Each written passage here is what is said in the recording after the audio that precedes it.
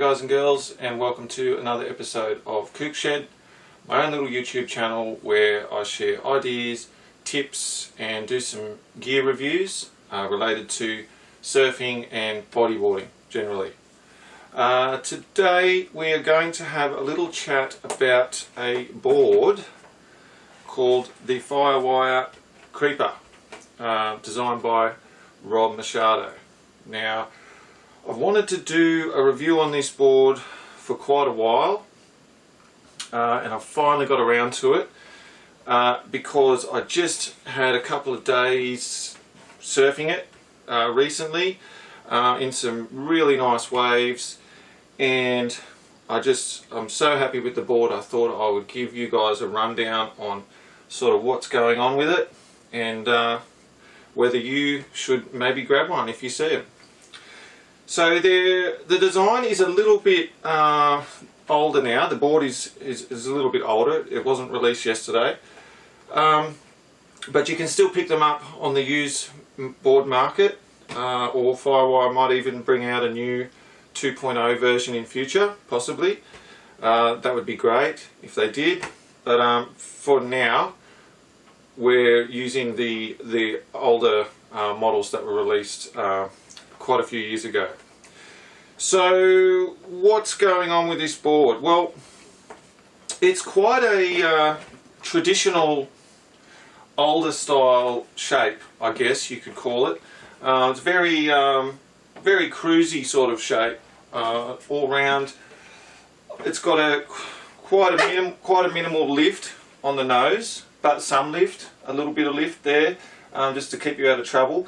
But the relatively flat nose and the width of the nose allows you to get into waves nice and early and paddle really well. You've got a lot of paddle power in the board.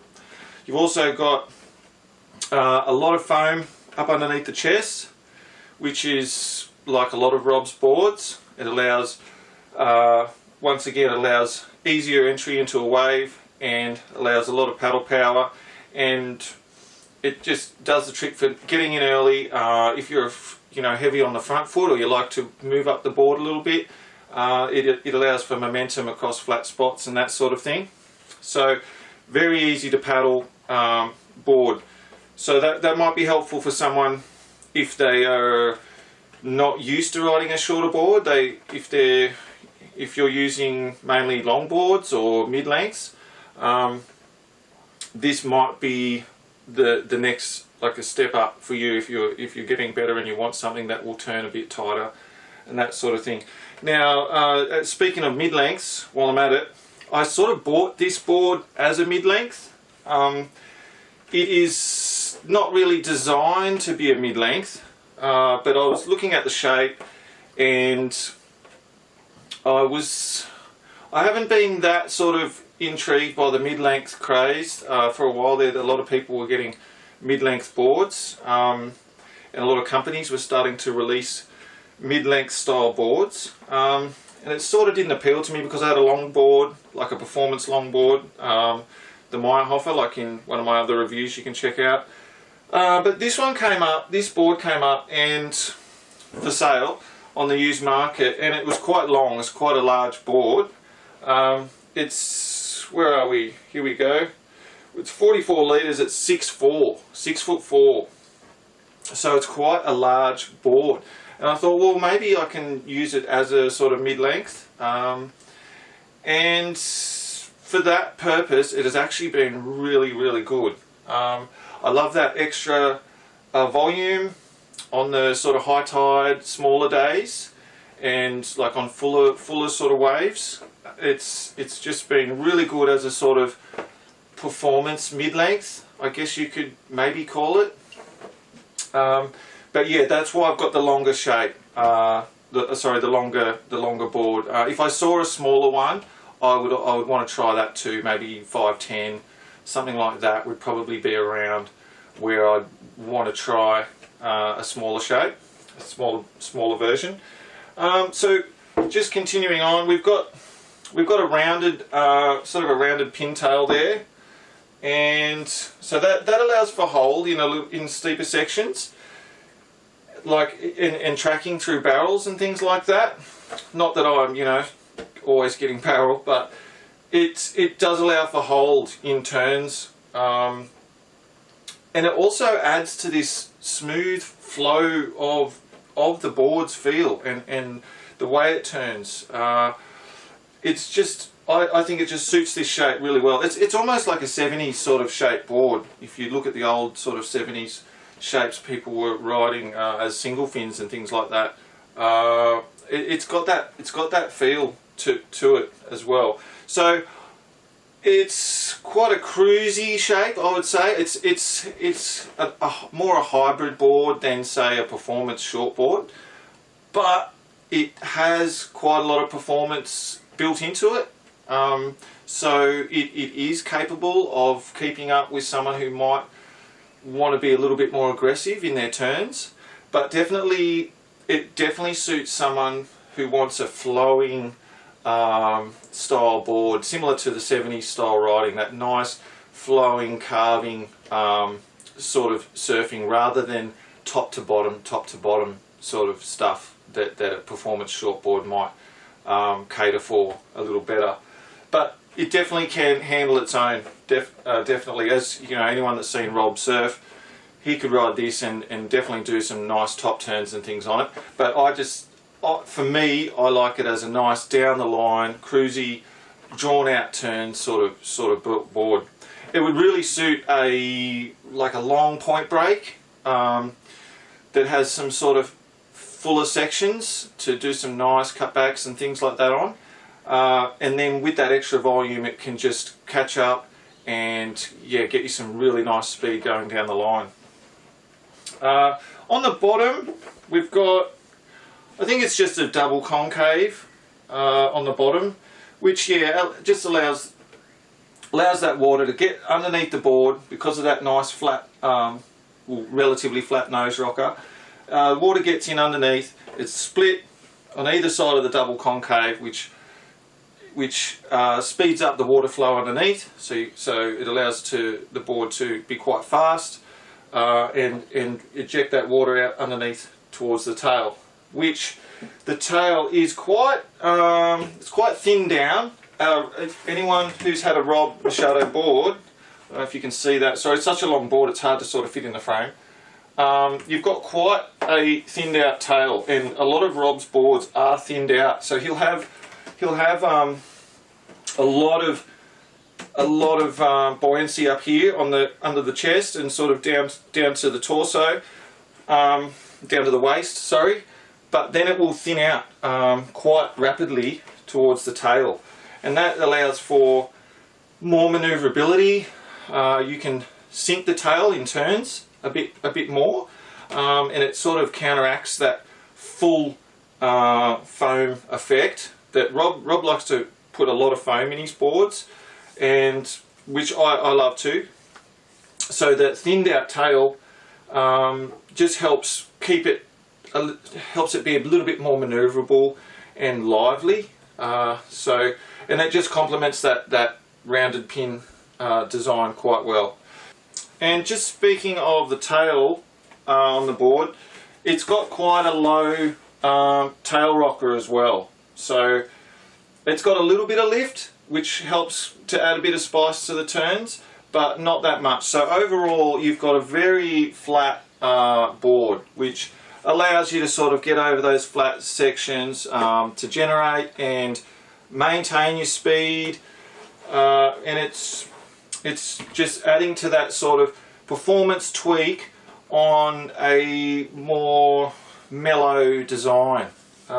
So yeah, just a little bit of lift there, a little bit of lift on the nose just to keep you out of trouble, but overall quite a non-aggressive rocker, quite flat, which just adds to the charm of this sort of cruiser style of board. So yeah, you've got quite a high deck.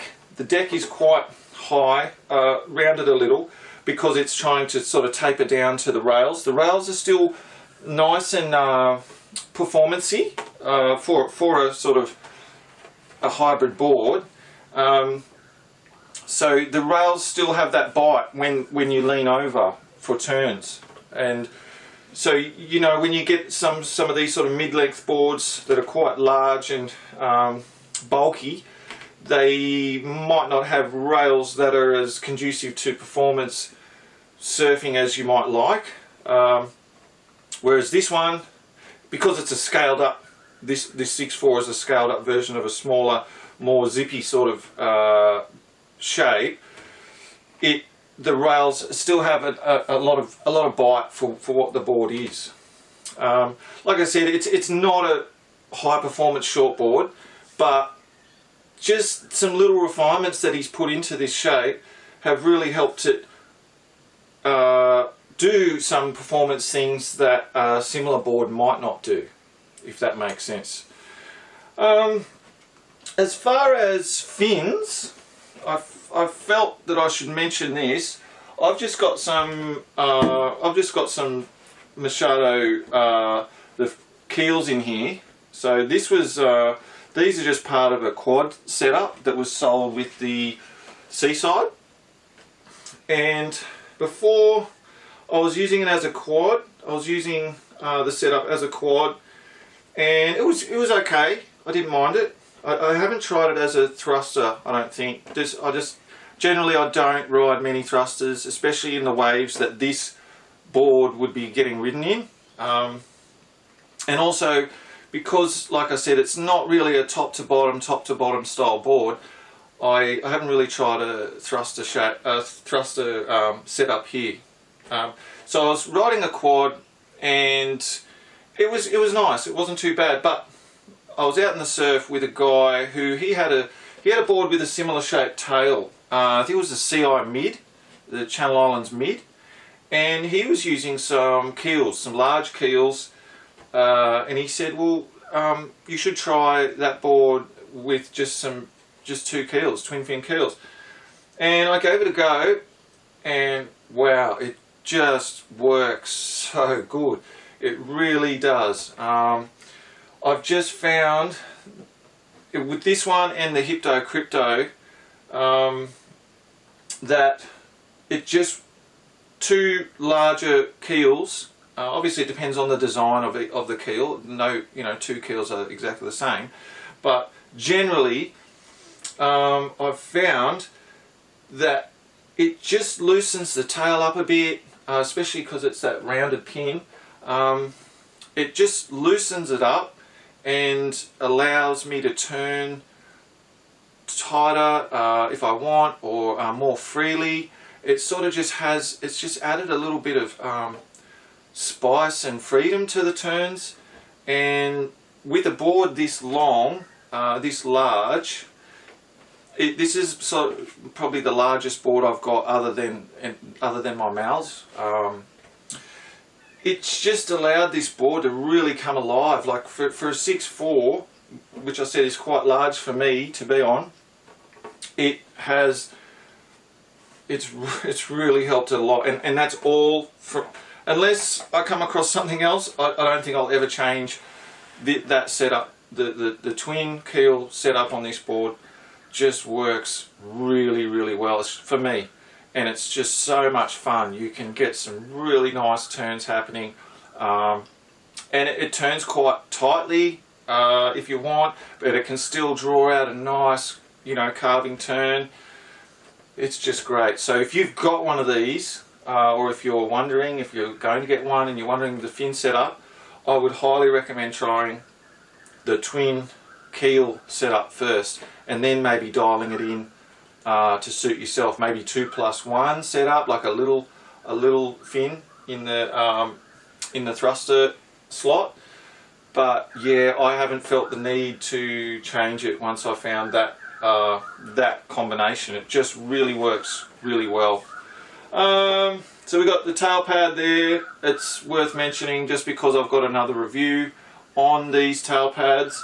If you want to check that out, I just like it because it goes with the wood grain.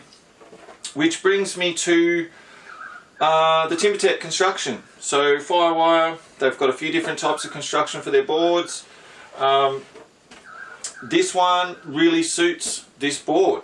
It's solid, it's resistant to dings, it's still pretty lightweight considering. So it's got sort of like a EPS foam core, and then you've got bamboo rails all the way around. So there's no stringer in the centre underneath. The stringer is the bamboo reinforcement all the way around the rails, nose, all the way around the board, which gives it sort of a springier feel, an even flex too. There's no twisting around stringers, that sort of thing, around the centre. It just really, yeah, I really like this this combination of Paulownia wood and the EPS core. They're sort of, you know, trying to be a bit more environmentally friendly, using more eco-friendly materials and reducing the amount of foam, and even the resin that they use to finish the board, seal it up and coat it, that's, you know, an eco resin, a bio resin. It's not as toxic for the environment. So these are, you know, big ticks. I will say though, as good as TimberTech is, they don't handle being cracked very well. Like they're harder to repair. I've had a couple of boards, TimberTech, that have had either repairs done on them by previous owners or things like that, and they don't seem to respond well to normal methods of fixing a board. So on a normal epoxy board or a PU board, you might get a small crack in the deck or wherever, and you can sort of seal it up alright, and it's not too bad. Whereas these ones, the skin sort of flexes, the skin moves, it's not fully solid, and any pressure on that crack with the foam underneath, it sort of flexes that outer skin, and you might get it cracking again. There are some people that are really good at fixing this style of deck, like especially authorised Firewire repairers. They're quite good at it. But for backyard sort of jobs, you sort of want to know what you're doing. Well, it obviously depends on the damage, but for a large, you know, crack in the deck or wherever, or on the rail where it's you've actually split the wood, you might want to get that sort of professionally done rather than tackle it yourself, because you'll probably get it cracking again, water seeping in underneath the veneer, and it just might give you a few headaches. That's all. It's worth noting that. But apart from that, it looks great. It feels great. It's not as light as helium. Helium's still, you know, one of the #1 material constructions that I like riding, but these are good for, especially, it suits this because I've got it as a mid-length, so it adds, because it's a little bit heavier, it adds a bit more momentum when paddling and on the wave, and it's good for sort of choppier days. If there's a bit of ruffle on the top of the water, it cuts through that. It sits a little bit lower in the water as well than, say, you know, a full epoxy board. Or the Firewire, the helium construction. It just sits a little bit lower, cuts through the chop and the ruffle a bit better, and yeah, adds to the momentum and drive of the board a little bit. Great for travelling too. They're not very susceptible to damage generally, as long as you've got it in a bag and you're looking after it. So yeah, and they just look great too. So I love them. So that's pretty much covers it. I'm just really happy with this board. There's some boards that I get, and they're good and I like them, but they're not a favourite, or I've got it in the wrong size, or a size that might be too big for me, and I end up passing it on, like selling it on, and looking for a smaller one or just whatever. But this one in this size, I really like it, and I don't think I'll ever get rid of it. It's that good. Every time I get out of the water after riding, I just have this smile on my face, a great feeling when I'm doing the turns. It just helps me stay stoked, and so, you know, I give it 10 stars, 5 stars, whatever rating method you want to use. And, you know, being stoked on your board, being happy with your equipment is what it's all about. So this as a sort of performance mid-length for me is ticking all the boxes, you know, especially high tide at you know, the local beach break where I surf a lot. This just loves it. Gets into waves earlier than I would on maybe another board, and yeah, it just turns so beautifully, gets speed down the line really well. It's just a nice flowy, buttery, cruisy board. And that's sort of like, I like my surfing to be like that. I'm not very aggressive with my surfing. I like to just cruise and, you know, do some nice carves and things. And this board really suits it with that sort of cruisy outline. I want to say about the outline, hopefully you can see it all in the shot there. But when I first got it, it reminded me of the outline of a Hypto Crypto. Very similar. I think this came out before the Hypto Crypto, but yeah, and it's got different bottom contours, etc. There is differences, but the overall shape outline is quite similar to a Hypto Crypto. So I've been using the Hypto. I've got a smaller Hypto Crypto, which I'm going to throw up a review on. I've been using the Hypto Crypto as a more sort of lively, aggressive turns in more challenging waves, that sort of thing. And I've been using this one as, you know, like I said, in more fuller waves, down the line, shoulders and things like that. Yeah, so I've just noticed it's similar, and I would even use a similar fin setup on both of them. It just seems to work with that tail shape really well. But you'll hear more about that in the Hypto review. So I guess you could probably use this, especially in this size, you could use this. I take it out in waves from, maybe 1-2 foot up to sort of head high, maybe even overhead if it's a nice full wall, definitely. And that paddle power when it's a bit bigger will get you into the waves and a lot earlier, sort of like the paddle power of a gun almost. Yeah, it's just ticks all the boxes for what I need. So if you find one, because I'm looking for a smaller one as well, because I'd really like to find out how the smaller ones go. If you find one on the used marketplace at a decent price that hasn't been majorly damaged, I'd strongly encourage you to check it out and possibly grab it.